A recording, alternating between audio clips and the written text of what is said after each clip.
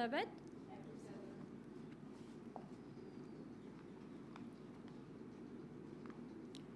आज जो मैं मिशन समाचार पढ़ूंगी उसका शीर्षक है स्पेन में बीज बोना और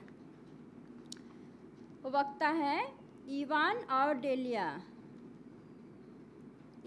इवान और डेलिया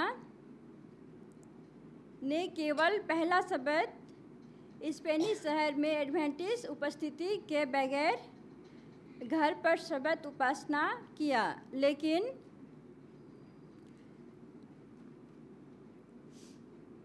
लेकिन मिशनरी दंपति इस परिस्थिति को बदलने के लिए दृढ़ संकल्प थे।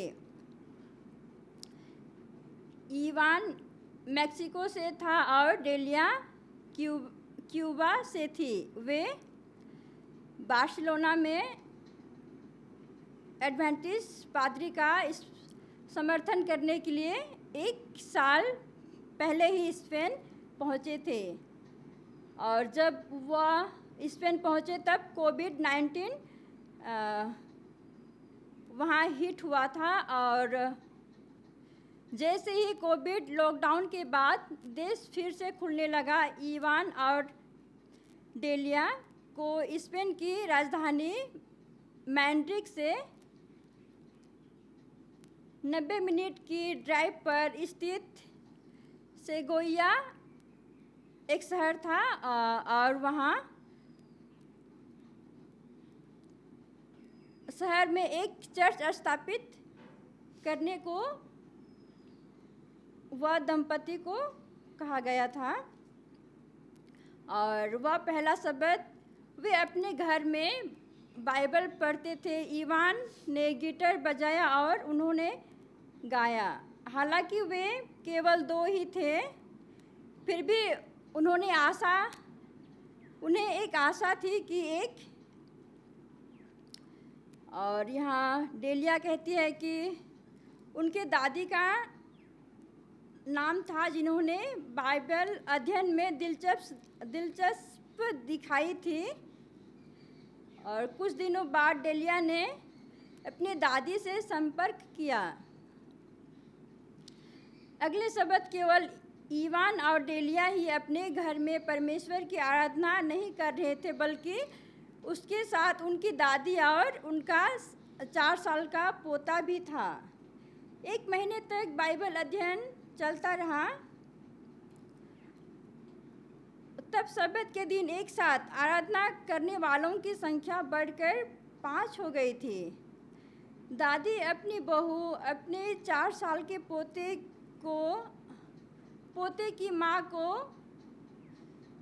गृह कलीसिया में ले आई। दादी ने निराशा व्यक्त की कि लड़के के पिता लुकास ने आने के लिए इनकार कर दिया।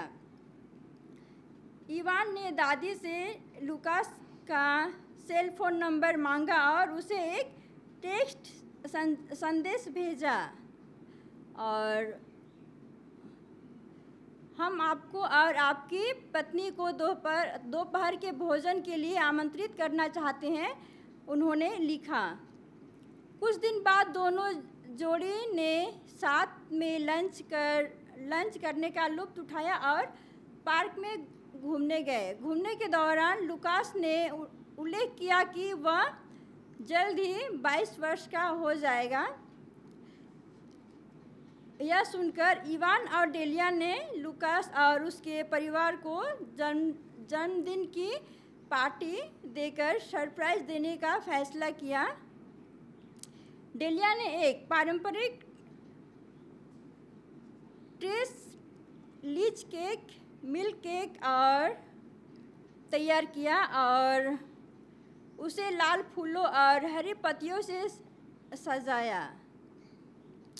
लुकास बहुत हैरान हुआ। उन्होंने कभी अपना जन्मदिन केक या पार्टी के साथ नहीं मनाया था। डेलिया तब हैरान रह गई जब उसे पता चला कि वह उसकी पहली जन्मदिन पार्टी थी। लूकास को केक और पार्टी बहुत पसंद थी। वह मुस्कुराना रोक नहीं सका। वह बहुत खुश था। उसकी पत्नी भी बहुत खुश थी। उसके 4 साल के बेटे और दादी ने भी पार्टी का लुत्फ़ उठाया। उसके बाद लूकास ने बाइबल अध्ययन समूह में शामिल होने के लिए कहा। फिर वह सब्त के दिन गृह कलीसिया में आने लगा। सब्त के दिन परमेश्वर की उपासना करने वालों की संख्या बढ़कर 6 हो गई थी। इवान, डेलिया, दादी, 4 साल का पोता, बहू और लूकास। इवान ने गिटार बजाया और सभी ने खुशी से गीत गाया।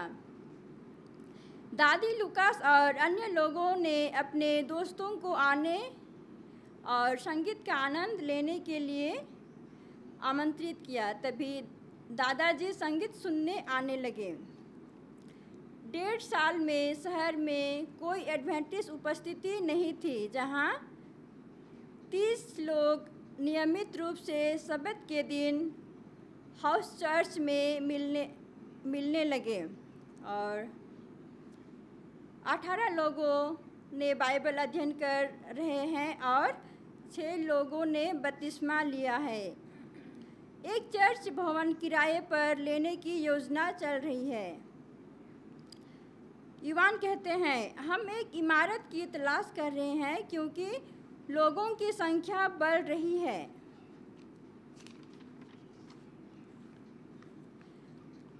हम सब्त की उपासना के लिए एक चर्च चाहते हैं और प्रभाव केंद्र के लिए भी जहां हम पूरे सप्ताह समुदाय तक पहुंच सकते हैं। डेलिया कहती है, स्पेन के कई शहर और कस्बे बगैर एडवेंटिस्ट उपस्थिति के हैं।